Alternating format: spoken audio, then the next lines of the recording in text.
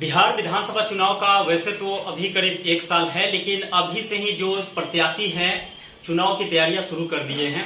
अभी हम अगर देखें ग्राफ रूप से वैशाली के सभी विधानसभा क्षेत्रों के, तो कुल 8 जो है विधानसभा क्षेत्र हैं, लेकिन सबसे ज्यादा अगर चर्चा है तो हाजीपुर विधानसभा का।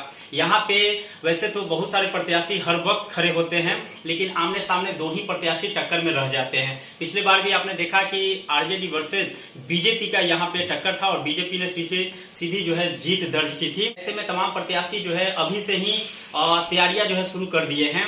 एक नाम का जो है हाजीपुर विधानसभा में इन दिनों चर्चा में है, जिसका नाम है उत्पल यादव। ये भी संभावित उम्मीदवार है हाजीपुर विधानसभा से। खास बात ये है कि हाजीपुर से ये भावी प्रत्याशी आरजेडी के बतौर लिखे हैं और बजाते इनका शहर के विभिन्न चौक चौराहों पे बैनर भी बजाते लगा हुआ है। हाजीपुर विधानसभा क्षेत्र और हाजीपुर शहर के मुद्दे पे नेशन टीवी बिहार इनसे बातचीत करेंगी कि आखिर क्या वजह है कि अचानक से इनका चुनाव हाजीपुर विधानसभा से लड़ने का आया। क्योंकि ये बिजनेसमैन है और कैंट होम्यो लिमिटेड करके इनका कंपनी है और पूरे देश में जो है इनका जो प्रोडक्शन है जाता है। ये आखिर चुनाव लड़ने की घोषणा कैसे करते हैं, आखिर क्या वजह है, क्या जनता इनको चुनाव लड़वाना चाहती है, जितवाना चाहती है और आरजेडी से ऊपर से कुछ इनका कुछ सपोर्ट मिल रहा है, इसी मुद्दे पे बातचीत करेंगे। बहुत बहुत स्वागत है नेशन टीवी बिहार पे आपका सर। बहुत बहुत धन्यवाद नेशन टीवी का कि आज आप लोग हमारे बीच आए ताकि हम अपने विचारों को अपने लोगों के बीच रख सकें। जी अच्छा सर, एक बात बताइए, कुछ दिन पहले हमने आपका एक इंटरव्यू लिया था, तो उसमें हमने कुछ क्वेश्चन किए थे आपसे कि भाई आप चुनाव भी लड़ेंगे, पॉलिटिक्स में जाएंगे। उस वक्त कोई जिक्र नहीं था।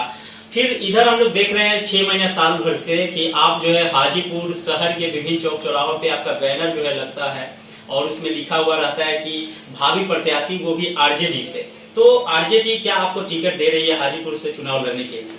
देखिए, सबसे पहली ना बात, चुनाव लड़ना बहुत बड़ा मुद्दा नहीं है। चुनाव कोई भी लड़ सकता है, ये हमारे लोकतंत्र की ताकत है और सभी स्वतंत्र हैं चुनाव लड़ने के लिए। लेकिन जो सबसे बड़ा मुद्दा है हाजीपुर का वो है विकास। पिछले 24-25 सालों से हाजीपुर में विकास क्यों नहीं आया? मैं सबसे पहले, मुझे आप तो मीडिया वाले, मुझे आपसे सवाल नहीं पूछना चाहिए, लेकिन मैं फिर भी पूछ रहा हूँ, आपको इस चीज में क्यों फर्क पड़ता है कि कौन चुनाव लड़ रहा है या कौन नहीं लड़ रहा है? बल्कि हमारा जो मेन मुद्दा है वो होना चाहिए विकास। हाजीपुर में सड़कें क्यों नहीं है? हाजीपुर में नालियां क्यों नहीं है? हाजीपुर में अच्छे अस्पताल क्यों नहीं है? हाजीपुर में अच्छे एजुकेशनल इंस्टीट्यूट क्यों नहीं है? हाजीपुर में अच्छे स्कूल्स क्यों नहीं है? ये मूलभूत सुविधाएं, थोड़ी सी बारिश होती है पूरा हाजीपुर शहर डूब जाता है।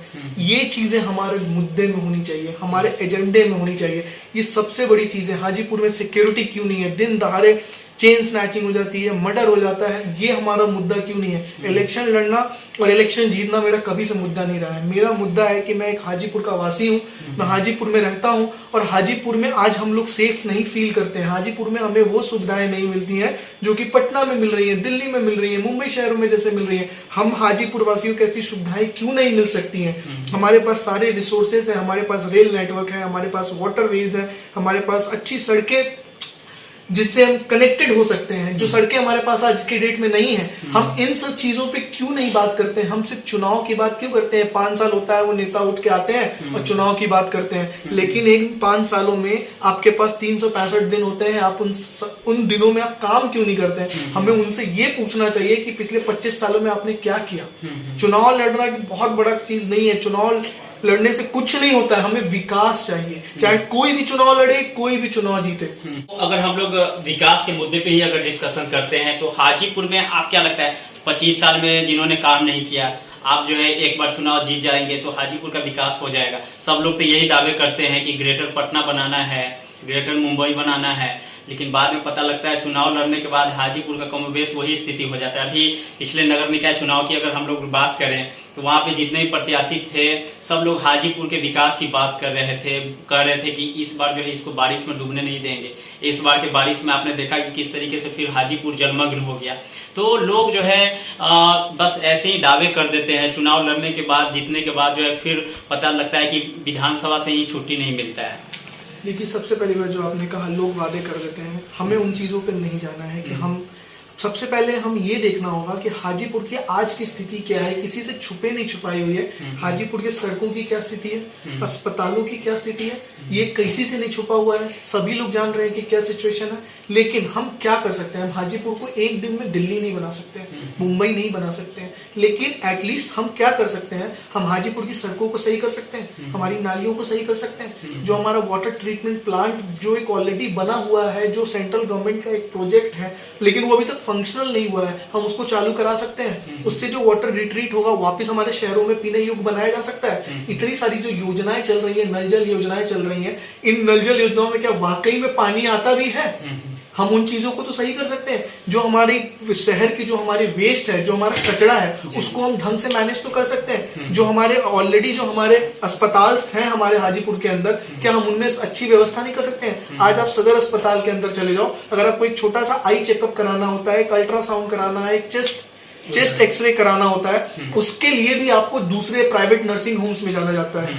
ऐसा क्यों होता है? क्या हमारे जो नेता आदरणीय तेजस्वी प्रसाद यादव जी ने जब वो स्वास्थ्य मंत्री बने थे बिहार सरकार में, तो क्या वो रात को औचक निरीक्षण नहीं करते थे? क्या वैसे चीजों को और भी नेताएं नहीं कर सकते हैं? उन्होंने, तेजस्वी जी ने एक बहुत अच्छा एग्जाम्पल सेट किया कि वो करकराती ठंड में वो बिना किसी को बताए हुए वो हॉस्पिटल्स में पहुंच रहे थे। उससे उनको एक्चुअल फीडबैक मिलता था कि क्या रियलिटी है हमारे हॉस्पिटल्स की। जितने चीजों का अभी नाम लिया, जितने विकास के लिए आपने विभागों का नाम लिया, आपको लगता है कि कोई विधायक जो है इतने डिपार्टमेंट को एक साथ टच कर सकता है? आज तक तो हम लोगों ने किसी को भी नहीं देखा कि इतने डिपार्टमेंट को जाकर टच करे और उसको सुदृढ़ करे और उस पर काम करवाए, उस पर अमल करे। देखिए, जो मुख्यमंत्री की योजनाएं आती हैं, उन योजनाओं में ये हर चीजें इंक्लूडेड होती हैं। क्या आप उन योजनाओं को अपने शहर में ला करके, अगर आप इतना भी करने के कैपेबल नहीं हो, तो आप इतने जनताओं का प्रतिनिधित्व करने के लायक भी नहीं हो, फिर आपको इलेक्शंस नहीं लड़ना चाहिए। इस बार के चुनाव में हाजीपुर की जनता का कहना है कि हम लोग हाजीपुर शहर के विकास के मुद्दे पे ही इस बार चुनाव लड़े, क्योंकि हाजीपुर शहर को छोड़ दे तो और कई पंचायत जो है हाजीपुर विधानसभा में इंक्लूड है, लेकिन पंचायत वासी का कहना है कि यहाँ के मुखिया जो है प्रतिनिधित्व कर रहे हैं पंचायत के विकास के लिए, लेकिन हाजीपुर शहर का जो नरकीय स्थिति है, तो विधायक को हम लोग उसी को सिलेक्शन करेंगे, उसी को जिताएंगे जो हाजीपुर का जो है विकास कर सके। हाजीपुर में जिस तरीके से मूलभूत समस्याओं की कमी है, एक भी सड़क जो है सही नहीं है, आप 4 नंबर गियर लगा के हाजीपुर शहर में गाड़ी नहीं चला सकते हैं, नाला का भी एक भी समस्या सही नहीं है, एक भी नाला सही नहीं है। तो इन सब चीजों के लिए वहाँ के लोग जो है जागरूक हो रहे हैं, इस बार एक्टिव हो रहे हैं। आप जो है अगर विधायक बन जाते हैं तो कितने दिन में हाजीपुर शहर का जो है सड़क और नाला के लिए काम करेंगे? खासकर देखिए, मैंने आपको पहले भी कहा, मैं अभी भी आपको कहता हूँ, विधायक बनना मेरा एम नहीं है, नेता बनना मेरा एम नहीं है। मेरा सिर्फ इतना सा है, कोई भी आए, सिर्फ वो, अगर कोई भी आपके पास आता है जनता के पास, और अगर आपसे वो कहता है कि मैं हाजीपुर का विकास करूंगा, आप उनका सहयोग कीजिए। सिर्फ उन्हें नहीं, सिर्फ कहने वालों को सहयोग नहीं कीजिए, जो एक्चुअल में आपको लगता है कि करने वाले हैं, आप उनका सहयोग कीजिए ताकि हाजीपुर का विकास हो पाए। और यही हमारा मेन मुद्दा होना चाहिए। कहने के लिए तो लोग पिछले 25-30 सालों से कहते आ रहे हैं कि हाजीपुर में ये होगा, बट दिन पे दिन हाजीपुर की स्थिति बद से बदतर होती चली जा रही है। आपने कहा कि उसी को जो है वोट करे जो क्षेत्र के विकास के लिए बात करता हूँ, चुनाव लड़ने के बाद फिर वही स्थिति हो जाता है, आप पे लोग कैसे ट्रस्ट करें? देखिए, ग्रेटर पटना बनाना, मैं उस पर तो कुछ कमेंट नहीं करूंगा, लेकिन मैं इतना जरूर कहूंगा कि मैं हाजीपुर को एक स्वच्छ और सुंदर और एक जो प्रशासन के मुताबिक जो चलने वाला एक शहर होता है, वैसा जरूर बनाने की कोशिश हम लोग कर सकते हैं, ताकि हाजीपुर अच्छे वातावरण में यहाँ के लोग रहें। यहाँ पे जो आए दिन जो किडनैपिंग्स हो रही हैं, चेन स्नैचिंग हो रहे हैं, दिन दहाड़े हो रहे हैं, लूटपाट हो रही हैं, इन चीजों को तो हम बंद कर सकते हैं। अगर हमारा प्रशासन सही रहेगा तो ये चीजें अपने आप बंद हो जाएंगी। बतौर अगर देखा जाए तो जिस तरीके से बैनर पोस्टर शहर में आपके लग चुके हैं, तो अब ये डिक्लेयर हो गया है कि आप चुनाव जो है एनी हाउ लड़ेंगे ही। देखिए, हम एक लोकतंत्र हैं और यही हमारे एक लोकतंत्र की खूबी है।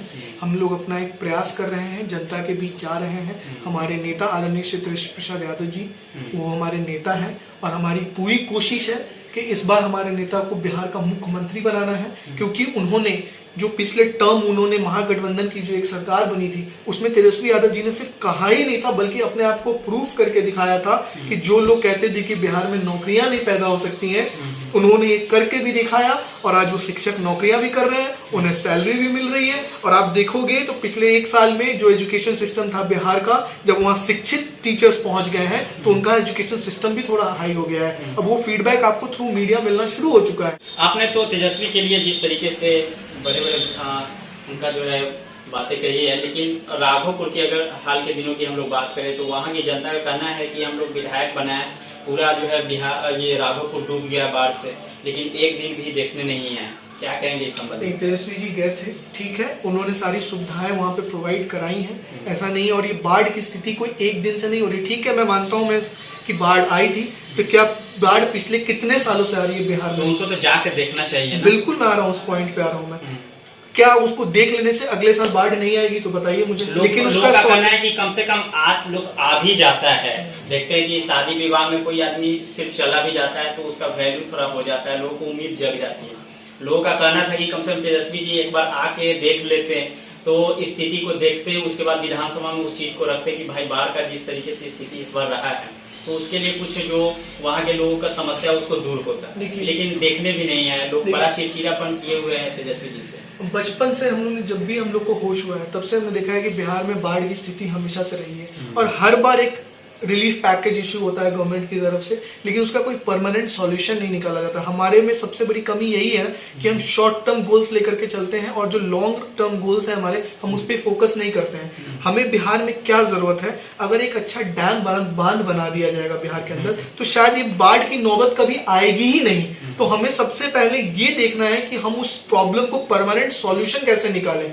और ऐसी बात नहीं है कि सॉल्यूशन नहीं तो सरकार थी सर, आप लोग के आरजेडी की भी सरकार 15 साल रही, इधर कुछ दिन पहले से जो है नीतीश कुमार जी के साथ थे, तो जी उस वक्त महागठबंधन की 10 महीने की सरकार रही है महागठबंधन की। और उस कहते हैं ना कि आप एक ही काम एक बार में कर सकते हो ना, सारे कामों को तो आप तुरंत नहीं कर सकते हो। एटलीस्ट उनका सबसे बड़ा मुद्दा अगर 2020 के इलेक्शन में अगर कोई मुद्दा लेके श्री आदरणीय तेजस्वी जी गए थे तो वो नौकरी का मुद्दा लेकर के गए थे। और अगर आपको याद हो तो उन्होंने दूसरी पार्टियों ने यही कहा था कि कहां से नौकरी आएगा, जब नौकरी है ही नहीं तब नौकरी पैदा करोगे।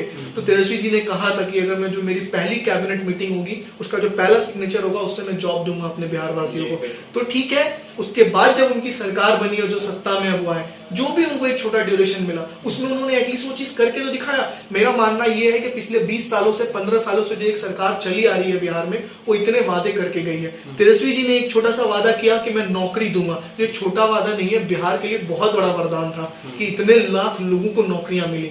तो क्या उनको, जिसने आदमी ने अपने आप को एक बार प्रूफ किया है कि मैं नौकरियां दूंगा और उन्होंने नौकरियां दी, तो क्या उनको एक बार मौका नहीं दिया जा सकता अपने आप को प्रूफ करने के लिए? हम लोग देख रहे हैं कि अब विधानसभा चुनाव में डॉक्टर लोग जो है चुनाव विधानसभा ज्यादा लड़ रहे हैं, लोकसभा चुनाव IAS IPS लड़ना शुरू कर दिए हैं।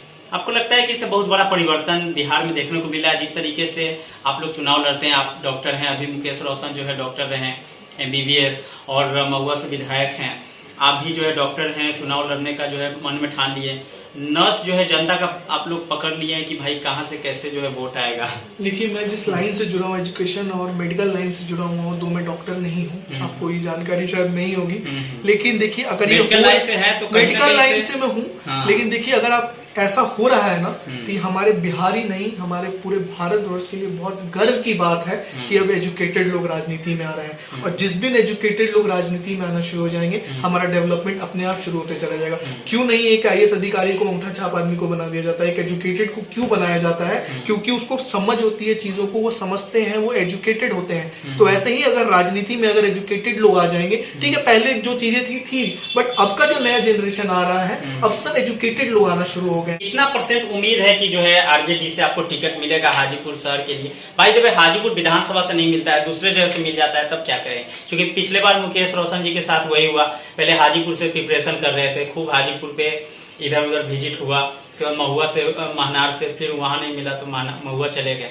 आपको क्या उम्मीद लग रहा है? देखिए, क्या हुआ नहीं हुआ उस पर टिकट टिप्पणी करने से कोई फायदा नहीं है। भाई हम हाजीपुर में हैं, हम हाजीपुर की सेवा करना चाहते हैं। अब आप तुमसे पूछेंगे पूरी दुनिया को तो हम लेके नहीं चल सकते हैं, लेकिन एटलीस्ट हाजीपुर जहां हम पले पड़े हैं, बड़े हुए हैं, और उसकी ऐसी स्थिति देख के जरूर खराब लगता है कि हाजीपुर इतनी दयनीय स्थिति में है कि शायद आप किसी को दिखा भी नहीं सकते हैं कि हमारा शहर है। आप सड़कों पे पैदल नहीं चल सकते हो, ना आपके अच्छे सड़क है, ना आप सेफ हो, आप सेफ फील नहीं करोगे अपने बच्चों के साथ ट्रैवल करने में। कब क्या हो जाए कोई नहीं जानता है। सो मेन मुद्दा इलेक्शंस नहीं होना चाहिए, मैं बार बार यही चीज कह रहा हूं। मेन मुद्दा हमारा विकास होना चाहिए। इलेक्शंस तो पहले भी होते थे, आज भी होंगे और कल भी होंगे। शुक्रिया। नेशन टीवी बिहार पे Utpal Yadav exclusive nation TV पे जुड़े हुए थे। इनका स्पष्ट मानना है कि शहर में जो कैंडिडेट हाजीपुर विधानसभा क्षेत्र में खड़े हो रहे हैं, मुद्दा वो नहीं है, मुद्दा है हाजीपुर का डेवलप करना। इनका मुख्य एजेंडा है शहर के जो ड्रेनेज सिस्टम है, शहर का जो स्थिति है, जो दयनीय स्थिति है नाला का, सड़क का, उस पर ये विशेष रूप से फोकस कर रहे हैं। अब अगले एपिसोड में कि राजापकर विधानसभा की जनता क्या चाहती है, वहाँ के कैंडिडेट्स जो है क्या चाहते हैं क्षेत्र के विकास के लिए, एक एक एक्सक्लूसिव विधानसभा wise report nation TV Bihar पे लगातार जारी है।